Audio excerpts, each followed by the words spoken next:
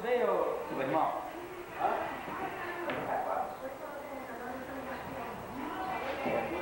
Tá sendo filmado sim. Se tinha filmado, eu quero fazer uma boa jogada.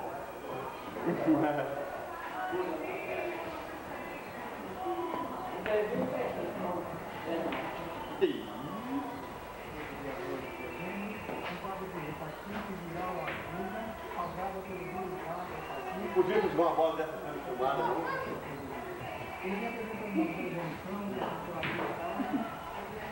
Que juízo, meu Deus.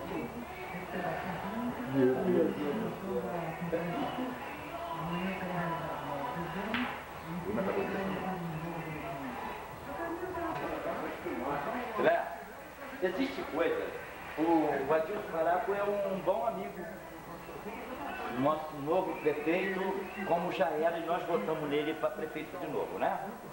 Mas agora eu queria que o Adilson prestasse atenção no que foi feito para não deixar acabar. Que nem o nosso asfalto que ele fez, né? O nosso asfalto que ele fez, porque eu estou vendo que o que foi feito, eu estou vendo que vai acabar.